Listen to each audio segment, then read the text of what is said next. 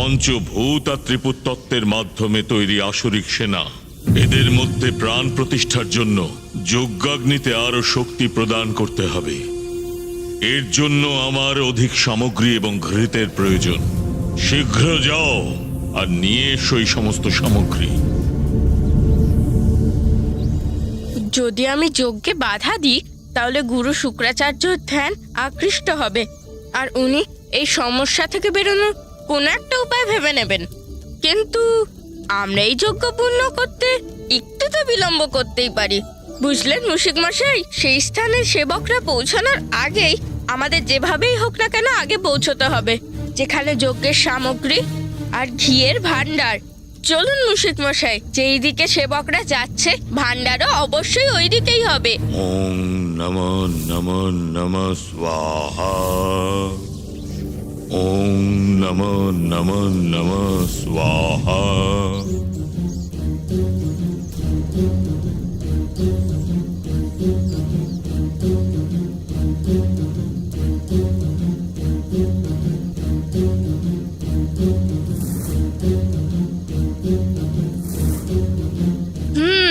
তাহলে সুরঙ্গে আছে সামগ্রী। আমাকে এক্ষুনি কিছু একটা উপায় বার করতে হবে, যাতে অসুর সৈনিক অত অব্দি পৌঁছতেই না পারে। হ্যাঁ, এই উপায়টা তো ভালো। সুরমশাই,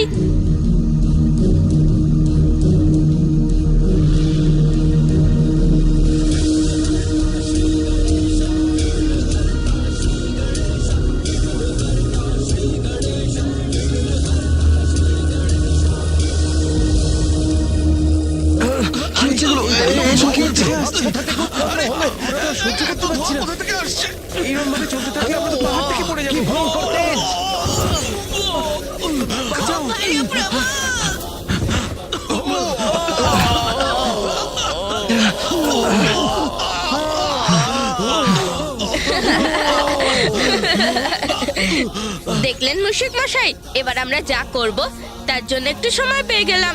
হ্যাঁ প্রভু। মুশিক মশাই, তাড়াতাড়ি চলুন ভান্ডারের দিকে।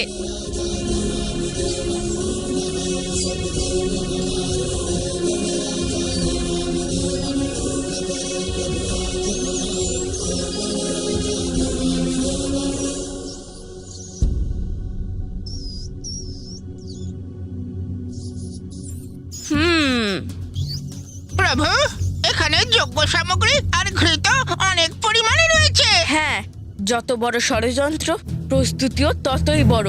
কিন্তু এবার সময় হয়েছে বিঘ্নকর্তা রূপে বিঘ্ন করার। মুশিক মশাই, সেবকরা এখানে পৌঁছানোর আগেই সমস্ত যজ্ঞ সামগ্রী এবং ঘিয়ের ভান্ডার নষ্ট করতে হবে আমাদের। হ্যাঁ হ্যাঁ প্রভু। মুশিক মশাই, তুমি সামগ্রী নষ্ট করো, আমি ঘিয়ের উপায়টা দেখছি। হ্যাঁ হ্যাঁ প্রভু, আরম্ভ করা যাক। हवन किए जो शुक्राचार्य आयोजित,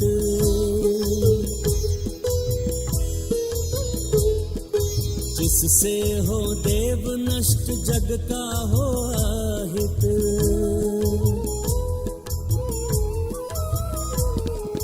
विघ्न कर्ता की भूमिका गजानन निभाए, सामग्री यज्ञ की सब मूस संग खाएं।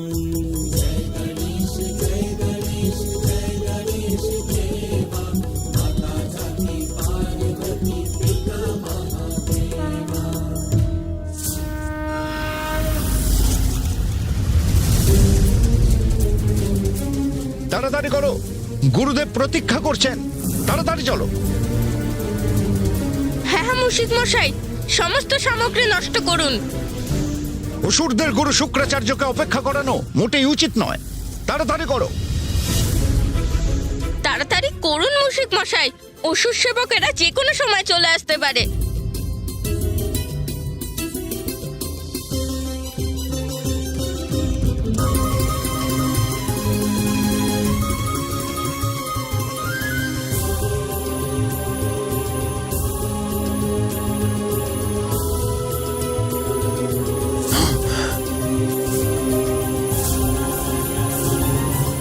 এসব কি হলো?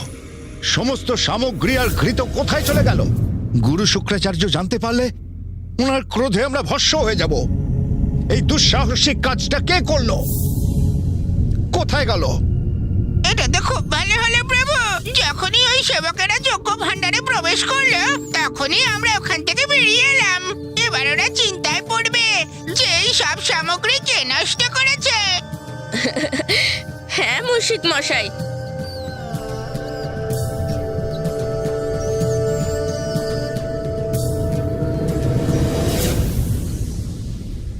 তাহলে আসুন মুশিক মশাই, এই অসুরদের এই অধর্মিক কাজে আরেকটু বিঘ্ন উৎপন্ন করি। হ্যাঁ প্রভু, তাই হোক।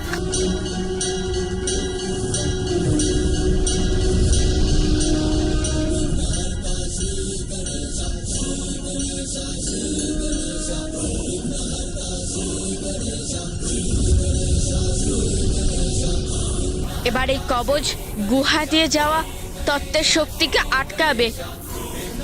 এগিয়ে যান মুশিক মশাই।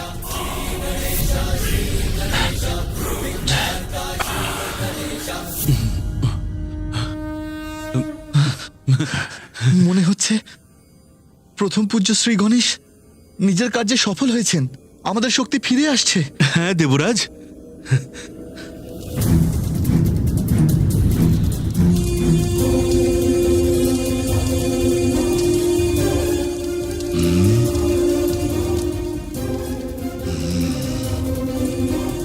পঞ্চতত্ত্বের প্রভাব কম হয়ে গেল কি করে? মনে হচ্ছে কেউ আমার কার্যে বিঘ্ন ঘটাবার চেষ্টা চালাচ্ছে। অন্যথা আমার কার্যের গতি কম হচ্ছে কি করে?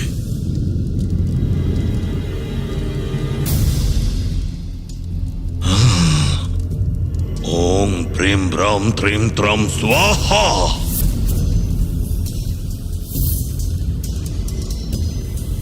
হতে পারে না, যজ্ঞ সামগ্রী শেষ হয়ে গেল কি করে?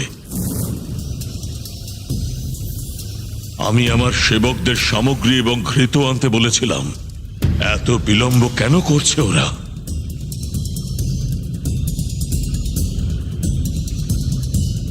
এখনো সবাই স্তম্ভিত। আমি আবার আমার জায়গায় বসে পড়ি আর এদেরকে মুক্ত করি।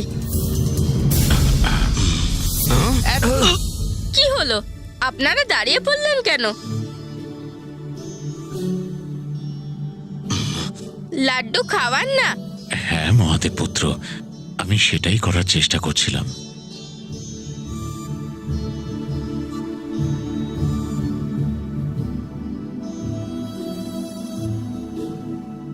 আহা, ব্যাস পর্যাপ্ত। কি প্রভু, আমরা তো আপনাকে লাড্ডু খাওয়াতেই পারলাম না। আপনার তো একটা লাড্ডুতেই পেট ভরে গেল। এর কারণও আপনারা কিছুক্ষণ পরেই জানতে পারবেন, যখন আপনারা জানতে পারবেন যে কতটা ঘি পান করেছি আমি। দাঁড়ান, আপনারা দুজন অযথাই কষ্ট পাবেন না। যে লাড্ডু তারকাশ্রী আমায় খাইয়েছে তা আপনাদের সবার শ্রদ্ধা এবং শক্তিতে এতটাই পরিপূর্ণ ছিল যে আমার পেট ভরে গেল। আপনারা এই বাকি লাড্ডুগুলো আপনাদের নগরীতে প্রসাদ রূপে ভাগ করে দেবেন। আপনার যেমন আজ্ঞা প্রভু। এবার আপনারা আমাকে অনুমতি দিন। এত শীঘ্র কেন প্রভু? আপনার সেবা করার আরেকটু সুযোগ দিন আমাদের। ওই সুযোগ আপনি শীঘ্রই প্রাপ্ত করবেন, কিন্তু এখন তো আমার গিয়ে পিতাশ্রীকে আপনাদের সেবা আর ভক্তির ব্যাপারে অবগত করাতে হবে। আপনাকে অনেক অনেক ধন্যবাদ। আপনার মাধ্যমে আমাদের প্রার্থনা স্বয়ং মহাদেবের কাছে পৌঁছে যাবে। আসুন।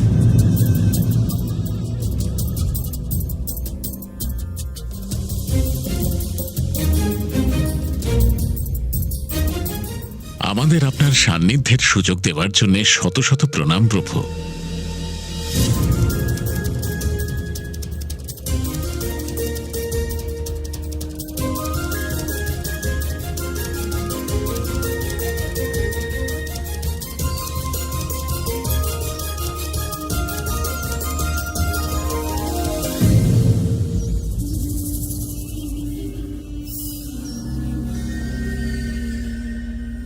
মহাদেব পুত্রের অকস্মাৎ এখানে আগমন আর ততটাই শীঘ্রতার সঙ্গে প্রস্থান। কি জন্য? এ সম্ভব ভ্রাতাগণ, এ নিশ্চয়ই ওই দুষ্ট দেবতাগণের কোনো ছলনা। ভ্রাতাশ্রী, এখানে এসে আবার আমাদের উদ্দেশ্য জানতে পেরে গেল না তো মহাদেব পুত্র? তোমরা দুজনে তাড়াতাড়ি যাও আর গিয়ে দেখো আচার্য শুক্রাচার্যের কাজ সুচারুভাবে সম্পন্ন হচ্ছে কিনা। এবার আমাদের বাস্তবিক প্রয়োজনে আর কোনো বিলম্ব যেন না হয়। অনেক প্রতীক্ষা করেছি, আর নয়, আর নয়।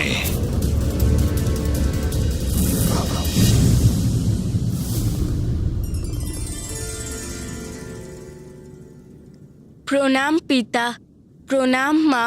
পিতাশ্রী, ত্রিপুরায় তোমার ভক্তদের সঙ্গে আমার দেখা হয়। আর আমার বিশ্বাস আছে যে তুমি ওখানে কোনো প্রকার অনুচিত কিছু পাওনি।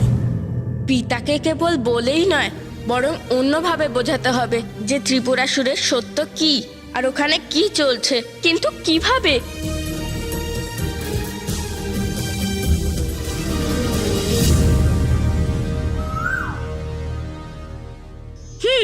বুদ্ধি পেয়ে গেছি। অবশ্যই পিতা, আপনার বিশ্বাস সঠিক। ওখানে তো অনুচিতের লেশ মাত্র ছিল না। কিন্তু আমি তোমাকে অন্য কিছুও দেখাতে চাই। পিতা, মা, আমার সঙ্গে এসো না।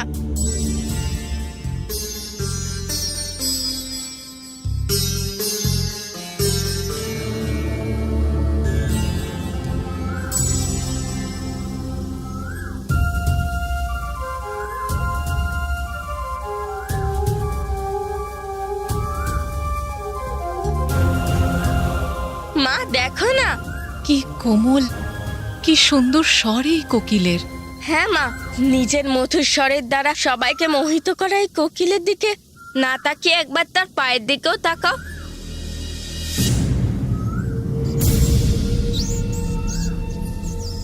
কখনো কখনো কোমলতার পেছনে লুকিয়ে থাকা ক্রূরতা আমাদের ওপর পবিত্রতার ভণ্ডতার জাল রচনা করে থাকে। মিষ্টি বাণী উচ্চারিত হয় মুখে, কিন্তু তাদের অন্তরে যে কুটিলতা লুকিয়ে থাকে। আমাদেরকে কোকিলের কাছে নিয়ে আসার কারণ আমি বুঝতে পেরেছি পুত্র। আসলে এই কোকিলের মতো ত্রিপুরাসুরও তার অন্তরে ক্রূরতা লুকিয়ে রেখেছে। হ্যাঁ পিতা, ত্রিপুরাসুর আপনাকে অবশ্যই ভক্তি করে, কিন্তু তাদের ভক্তির পেছনে ঈশ্বরের প্রতি সমর্পণের ভাব নয়, বরং ঈশ্বরের থেকে নিরন্তর লাভ করার চেষ্টা। পিতা, ওরা সারা দিন তোমার পুজো করে যাতে তুমি ওদের বধ না করো। ব্রহ্মদেবকে তপস্যার দ্বারা প্রসন্ন করে ত্রিপুরা বরদান হিসেবে চাইলো, যেখানে কোনো দেবতা অনুমতি ছাড়া প্রবেশ না করতে পারে। যার লাভ নিয়ে সেখানে ওরা দেবতা, মহাভূত আর ত্রিপুরার অংশ থেকে এমন অপরাজেয় সেনা উৎপন্ন করছে, তাদের ততক্ষণ বধ করা যাবে না যতক্ষণ না ত্রিপুরাসুরের মৃত্যু হয়। গণেশ উচিত কথা বলছে। হ্যাঁ মা, গুরু শুক্রাচার্যের নেতৃত্বে ওরা ত্রিলোকে অসুর রাজ্য স্থাপন করার কুচক্র রচনা করছে।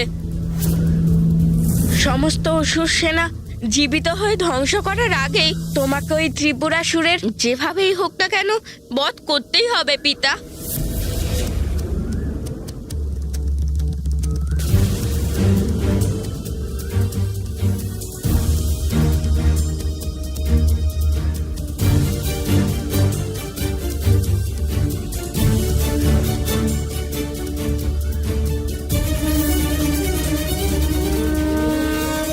আমি দেখতে পাচ্ছি ত্রিপুরকে ধ্বংস করার জন্য যে অনিবার্য স্থিতি তা এই মুহূর্তে উৎপন্ন হচ্ছে। স্বামী, যদি আপনি আর একটুও বিলম্ব করেন তাহলে আগামী সহস্র বৎসর ত্রিপুরের বিনাশ অসম্ভব।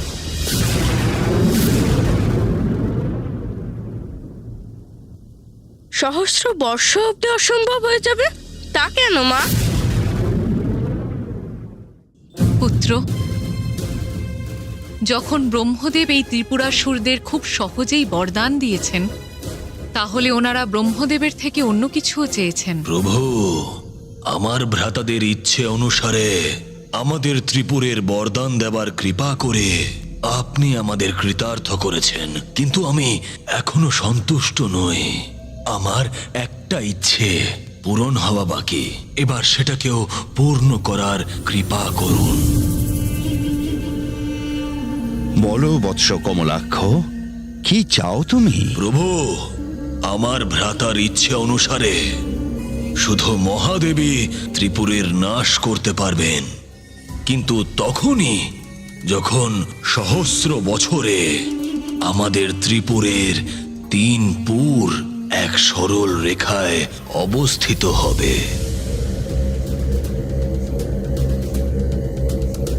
আর তখন মহাদেব যেন একটাই বাণে আমাদের 3 পুরের উপর প্রহার করেন। যে বান বান নয়, আর সেই বাণ সেই ধনুক থেকে নিক্ষেপ হোক। যে ধনুক ধনুক নয়। আর মহাদেব যেন এই কাজটা সেই রথে আরোহণ হয়ে করেন। যে রাত রাত নয়। প্রভু, শুধু এইরকম অবস্থাতেই ত্রিপুর আর আমাদের বিনাশ সম্ভব হোক। তথাস্তু, তথাস্তু, তথাস্তু।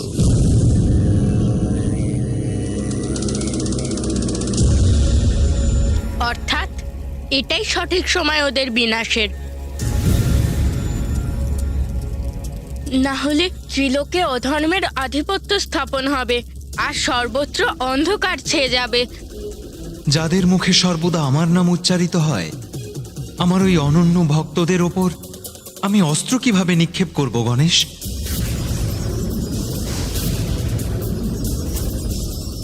কিন্তু আপনার সেই ভক্তরাই তো সম্পূর্ণ সংসারের অনিষ্ট করার চিন্তা করছে পিতা। আপনার প্রতি ওদের ভক্তি ঢাল হিসেবে কাজ করছে, কিন্তু ওদের ভক্তির ঢাল এতটাও শক্তিশালী নয় পিতা।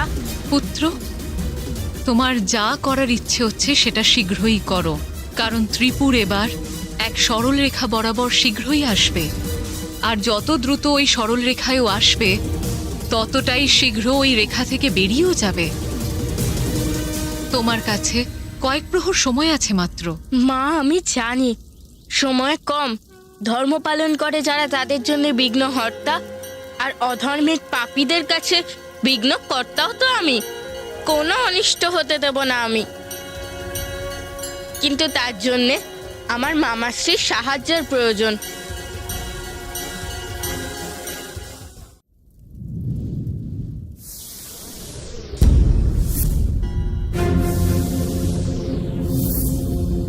এ কি ধরনের বিঘ্ন?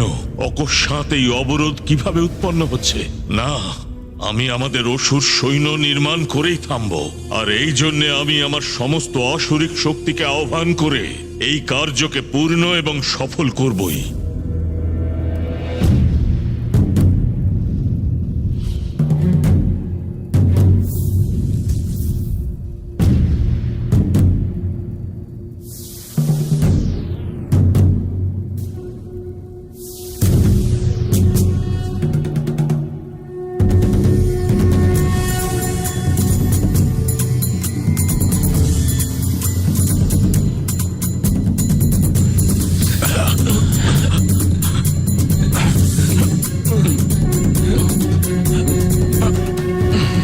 এটা কি?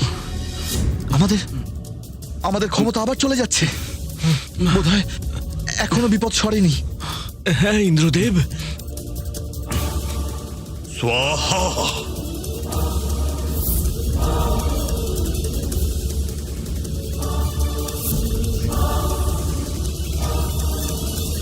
আমার রক্তের আহুতি দিয়ে যদি এই যজ্ঞের অগ্নিকে বাড়ানোর প্রয়োজন হতো, তাহলে তাও করতাম আমি।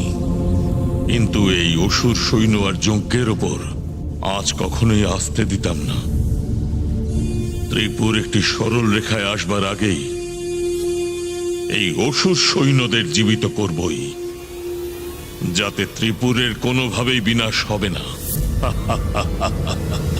হর হর মহাদেব।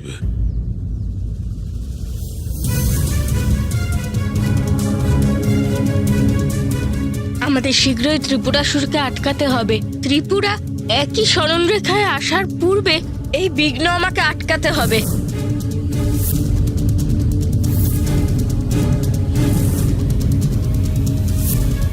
বাইরের আভরণ দেখে ভেতরের সত্যকে জানা যায় না, বরং অন্তরে প্রবেশ করে সেই সত্যকে জানার চেষ্টা করা উচিত।